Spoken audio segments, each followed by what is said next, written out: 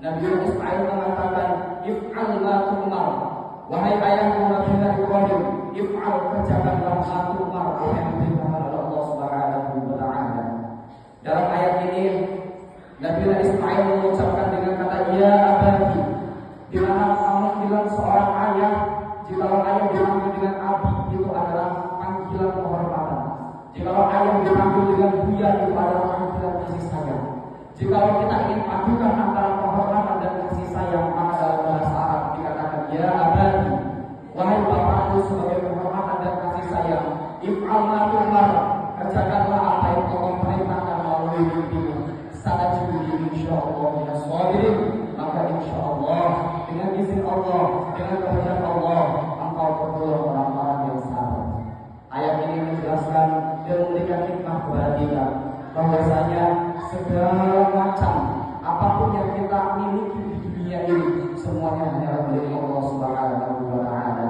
Cinta kita terhadap dunia, cinta kita terhadap harta, cinta kita terhadap suami dan istri, cinta kita terhadap anak, tidak ada apa-apanya mereka cinta kita kepada Allah Subhanahu wa taala. Mengapa Allah Subhanahu wa taala memerintahkan Nabi Ibrahim untuk menyembelih Nabi Ismail? Dalam hikmah dikatakan bahwasanya salah satu hikmah diperintahkannya hal tersebut diantaranya karena dalam hati Nabi Ibrahim telah mulai muncul atau timbul rasa cinta yang lebih Allah Subhanahu wa taala yang dicinta pada anak kesayangannya Nabi Ismail. Lantas Allah memberikan teguran dan juga ujian untuk menyembelih anaknya Nabi Ismail untuk menjawab pertanyaan apakah Nabi Ibrahim lebih cinta kepada Allah Subhanahu wa taala atau kepada anak kesayangannya. Namun ayat ini menjelaskan bahwasanya Nabi Ibrahim lebih cinta kepada Allah dan rela menyembelih anaknya sendiri di hadapan mata kepala bapaknya sendiri. Dalam ayat ini pun memberikan hikmah bahwasanya cinta kita hanyalah untuk milik Allah Subhanahu wa taala. Niat kita hanyalah untuk Allah Subhanahu wa taala. Dalam hadis dijelaskan Anas bin Malik radhiyallahu anhu qala qala Rasulullah sallallahu alaihi wasallam salatun man kunna fihi wajada halawata iman ay yakuna Allah wa rasuluhu ahabba ilayhi mimma siwahu wa Allahu wa rasuluhu. Dalam hadis ini dikatakan bahwasanya dari sahabat Anas radhiyallahu anhu, beliau berkata Rasulullah sallallahu alaihi wasallam bersabda, salatun man kunna fihi wajada halawata iman. Ada tiga perkara yang dimana salah satunya apabila ada di dalam diri seseorang, maka halawatul iman, dia termasuk orang-orang yang beriman kepada Allah Subhanahu wa taala. Apa salah satunya?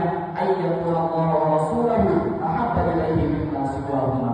Bahwasanya apabila dalam hati yang terdapat Allah dan Rasulnya, lebih dicintainya daripada hal-hal yang lainnya. Dalam hadis ini dikatakan bahwasanya kecintaan kita kepada Allah Subhanahu wa taala dan juga Rasulnya harus lebih besar daripada kecintaan kita kepada dunia dan seisinya. Bahkan dalam hadis lain dikatakan Abdullah bin Mas'ud radhiyallahu anhu qala ata rajulun ila Nabi sallallahu alaihi wasallam qala ma as-sa'ah ya Rasulullah qala wa ma a'adta qala la syai'un illa anni uhibbu Allah wa rasulahu qala anta ma'an ahbabta rawahu Muslim. Dalam hadis lain dikatakan bahwasanya dari sahabat Abdullah bin Mas'ud radhiyallahu anhu telah datang kepada Nabi sallallahu alaihi wasallam seorang laki-laki. Kemudian seorang laki-laki itu bertanya kepada Nabi Muhammad sallallahu alaihi wasallam, ya Rasulullah, mata sa'ah, kapankah hari kiamat itu akan datang wahai Rasulullah? Qala Rasulullah sallallahu alaihi wasallam berkata, wa madza a'adta? Dan apa yang telah kau persiapkan untuk menanggulangi atau untuk menghadapi hari kiamat?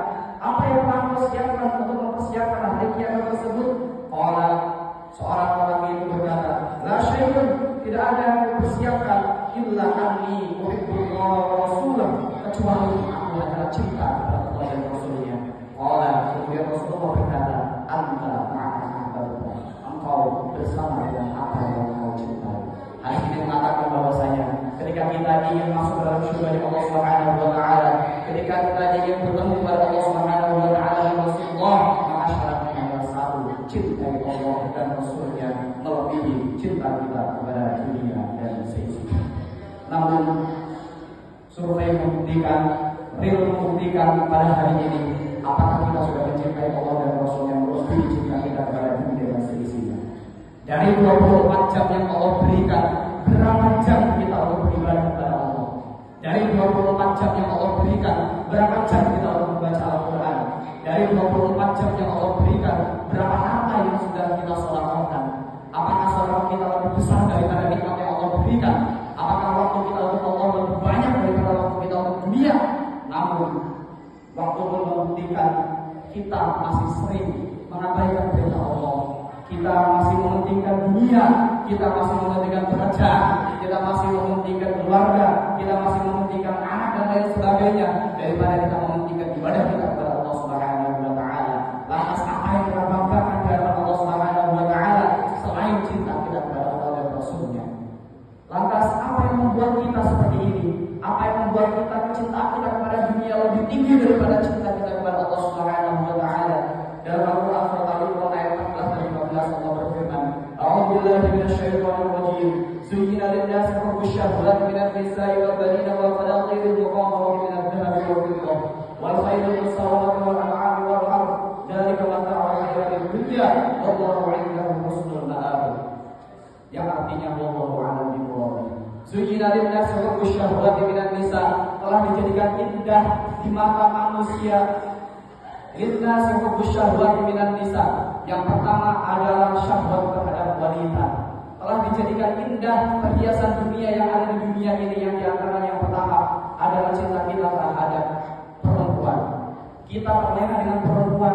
Terkadang kita berzina, memandang pandangan yang dilarang oleh Allah Subhanahu wa taala, melakukan maksiat kepada lawan jenis. Itu adalah salah satu hal yang menghambat kita dari kita cinta kepada Allah dan Rasul-Nya. Kemudian yang kedua, wal-banin adalah anak-anak. Kita sering membanggakan anak kita. Kita sering menuruti perintah-perintah yang diperintahkan oleh anak kita. Anak kita minta HP, kita turuti. Anak kita minta motor, kita turuti. Namun ketika kita suruh anak kita untuk sholat, maka dia susah untuk melakukan untuk sholat. Lantas inilah yang menjadi penyebab kita untuk tidak cinta kepada Allah dan Rasul-Nya.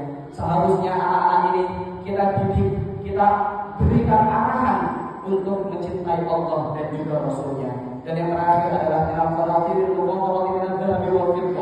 yang terakhir, harta benda yang Allah berikan di dunia ini yang dirasa lebih enak dipandang oleh Allah Subhanahu wa taala, yang terasa lebih enak dipandang oleh manusia daripada Allah Subhanahu wa taala adalah harta benda.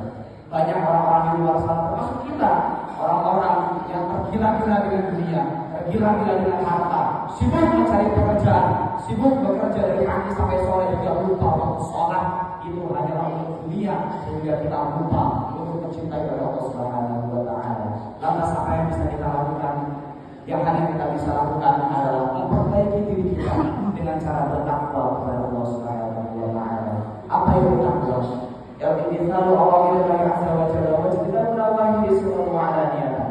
Takwa adalah menjalankan perintah-perintah Allah dan menjauhi segala macam larangan-larangan Allah, baik dalam keadaan sembunyi maupun dalam keadaan terang-terangan.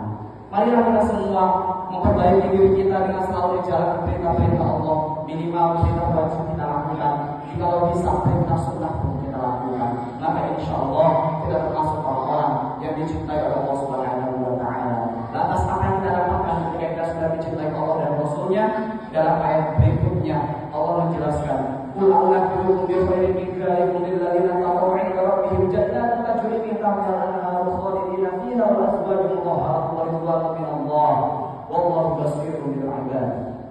Qul a'udzu bi khairin min dzalikum, inginkah kalian aku tunjukkan kepada kalian hal yang lebih indah daripada itu semua, hal yang lebih indah daripada wanita, hal yang lebih indah daripada anak, hal yang lebih indah daripada harta benda, bahwasanya ketika kita meninggalkan hal-hal tersebut dan berpindah cinta kepada Allah Subhanahu wa taala, maka yang akan kita dapatkan adalah jannatun tajri min tahtiha al-anharu khalidina fiha, surga yang dimana Allah telah janjikan kepada orang-orang yang bertakwa, surga yang di dalamnya ada sungai-sungai yang mengalir, surga yang di dalamnya ada kenikmatan di atas nikmatnya dunia,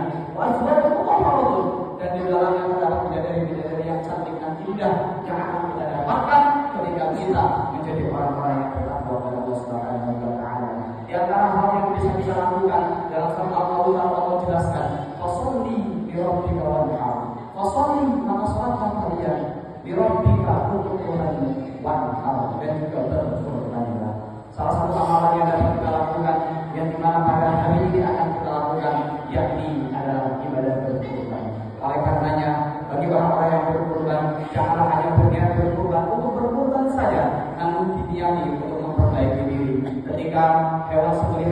diberi oleh para ustaz dan juga para kiai, niatkan dalam hati, ya Allah, terimalah ibadah kurbanku dan perbaikilah segala macam amalanku, agar ibadah kurban ini bukanlah hanya menjadi momen satu hari yang bisa mendapat kita pahala, namun bisa kontinu berhari-hari yang bisa menjadikan kita lebih baik di hadapan Allah Subhanahu wa taala.